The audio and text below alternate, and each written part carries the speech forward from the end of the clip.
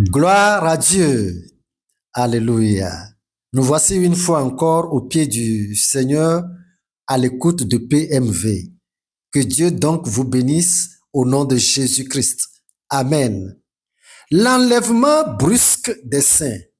Vous savez, c'est une nouvelle information que nous apportons à ceux qui sont sans Christ dans la vie. Et pour le reste, c'est un rappel et une édification. Nous en avons chaque fois besoin comme une manne dans notre tube digestif. Alléluia.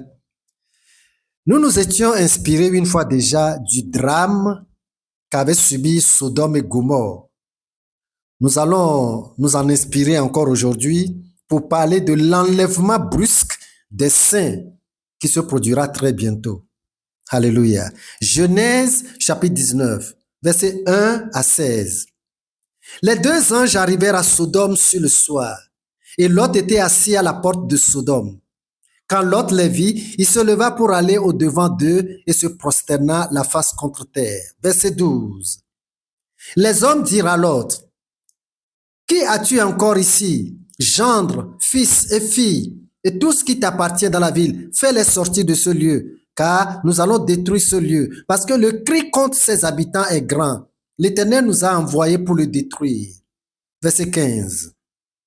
Dès l'aube du jour, les anges insistèrent auprès de Lot en disant, « Lève-toi, prends ta femme et tes deux filles qui se trouvent ici, de peur que tu ne périsses dans la ruine de la ville. » Verset 16. Et comme il tardait, les hommes le saisirent par la main, lui, sa femme et ses deux filles, car l'Éternel voulait l'épargner. Ils l'amenèrent et le déposèrent hors de la ville. Praise the Lord.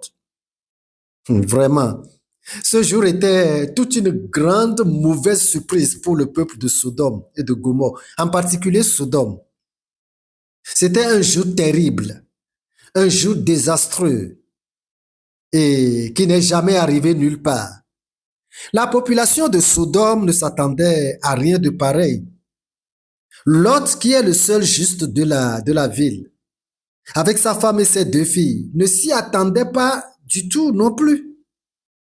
Et voilà que le jour-là, à l'aube du jour, les anges envoyés par l'Éternel dans Sodome disent à Lot, « Prends ta femme, prends tes deux filles et sortez de ce lieu. »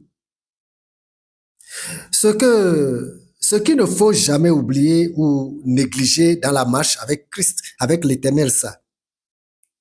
Et comme c'était une publication avec exécution à l'immédiat, Lot était vraiment embrouillé. Il ne savait pas que faire. Alors les anges de Dieu l'ont saisi par la main, lui, sa femme et ses enfants, pour les laisser hors de péril. Pourquoi nécessairement sa femme et ses enfants aussi avec lui? J'ai cherché à comprendre et le Saint-Esprit me l'a révélé. Alléluia. Matthieu chapitre 1, verset 20. Comme il y pensait, voici un ange du Seigneur lui apparut en songe et dit, « Joseph, fils de David, ne crains pas de prendre avec toi Marie, ta femme. » On s'arrête ici. Alléluia. Cela explique que là où doit aller Joseph, tout bon lieu, n'est-ce pas, qu'il doit aller, il a le devoir d'y mener sa femme et ses enfants, s'il y en a. Et pourquoi? La question revient. Matthieu chapitre 19 et le verset 6. Matthieu chapitre 19, je dis, verset 6. Ainsi ils ne sont plus deux, mais ils sont une seule chair. Que l'homme donc ne sépare pas ce que Dieu a joint. Praise the Lord. Voilà. Voulez-vous comprendre mieux? Comprendre pourquoi les anges ont-ils saisi la main de cette famille comme la main d'un seul homme? 1 Pierre, chapitre 3, et on s'arrête au niveau du verset 7. Allons-y ensemble. 1 Pierre, chapitre 3, verset 7. Marie, montrez à votre tour de la sagesse dans vos rapports avec vos femmes comme avec un sexe plus faible. Honorez-les comme devant aussi hériter avec vous de la grâce de la vie. Amen. Voilà. Cela revient comme un devoir à l'homme d'aider sa femme, d'aider ses enfants à bénéficier de la grâce de la vie, en même temps que lui-même. Vous comprenez? Nous continuons. Actes chapitre 16. Et déjà, je suis au chapitre 16. Actes chapitre 16, je suis maintenant au verset 31. Paul et Silas répondirent, crois au Seigneur Jésus et tu seras sauvé, toi et ta famille. Amen. Voilà donc les vraies raisons de ce que ces anges de Dieu ont signifié par la saisie des mains de Lot, de sa femme et de ses enfants. Et maintenant, que signifie cette soudaine arrivée de ces anges de Dieu dans Sodome pour enlever subitement Lot et sa famille de la ruine? Pourquoi n'y a-t-il pas eu de préavis, de moins un jour? Pourquoi un tel subit enlèvement? C'est vrai que la grâce du salut n'était pas encore descendue, mais la conscience de l'homme représentait une partie de cette grâce. Parce que après que l'homme ait mangé le fruit de l'arbre défendu dans le jardin d'Éden, il avait sur champ la connaissance du bien et du mal. Si vous voyez quelqu'un faire que du mal, ce n'est pas parce qu'il ne connaît pas le bien. Ah non. Mais il a tout simplement et seulement fermé les yeux dessus, fermer les yeux sur le bien pour pouvoir faire que du mal. Coucher avec la femme de son prochain, avec son propre enfant, avec son propre frère ou sa propre sœur, avec sa propre mère. Tout ça là est possible. Ils sont des gens allergiques au bien. Ils sont, dès le commencement, des fils de la géhenne. La malédiction est attachée à leur âme. Ils ne se repentiront et ne se convertiront jamais. C'était pour eux que les anges de Dieu là étaient descendus pour les détruire soudainement et imprévisiblement. Pour le cas de Lot et de sa famille, c'est la première mission de ces anges, séparer le juste d'avec les méchants avant la destruction. Et cela se passera aussi imprévisiblement. Luc chapitre 12, et je lis le verset 40. Vous aussi, tenez-vous prêts, car le Fils de l'homme viendra à l'heure où vous n'y penserez pas. Alléluia. À l'aube du jour, peut-être, en plein midi, peut-être, le soir ou dans la nuit, peut-être. Ce que le Seigneur demande à tous les fils du royaume est de veiller. Si Jésus-Christ, notre amour, connaissait le jour exact de l'enlèvement, il nous le soufflera selon le comble qu'il a mis à son amour pour nous. Mais il ne le connaît pas non plus. Matthieu chapitre 24, à partir du verset 36 jusqu'au 42e. Matthieu chapitre 24, verset 36. Pour ce qui est du jour et de l'heure, personne ne le sait, ni les anges des cieux, ni le Fils, mais le Père seul. Ce qui arriva du temps de Noé arrivera de même à l'avènement du Fils de l'homme.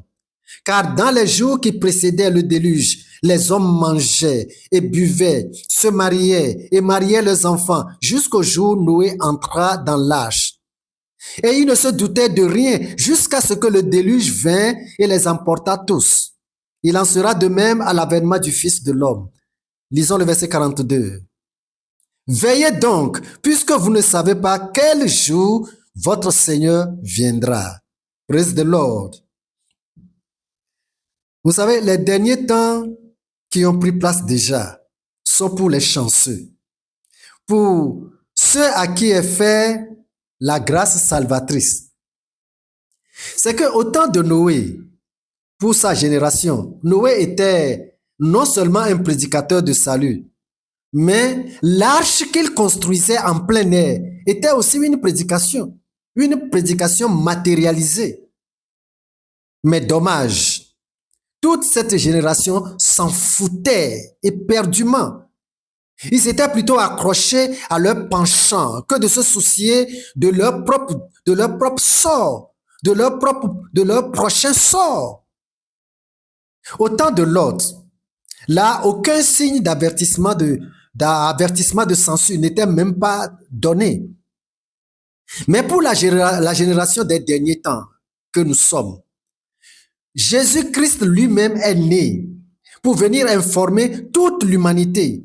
Il disait dans Matthieu au chapitre 4 et au verset 137, « Repentez-vous, car le royaume des cieux est proche. » Alléluia. Mais avant lui, c'était Jean-Baptiste qui prêchait la même chose. Et après Jésus-Christ, les apôtres et les disciples contemporains prêchaient la même chose. Après eux aussi, nous les prédicateurs et évangélistes des derniers temps, voyez-vous, l'amour de Dieu pour nous, la grâce pour tous ceux qui sont arrivés dans les derniers jours est très grande pour échapper à la colère de Dieu à venir. Nous sommes la génération, n'est-ce pas, la génération de la meilleure opportunité. Nous sommes la génération de la meilleure grâce. Que sera notre prochain sort si ce qui était arrivé à la génération de Noé et à la génération de Lot nous arrivait aussi après toutes ces nombreuses grâces de Dieu pour nous? Imaginez. Hébreux chapitre 10 et le verset 39. Hébreux chapitre 10, verset 39 pour terminer.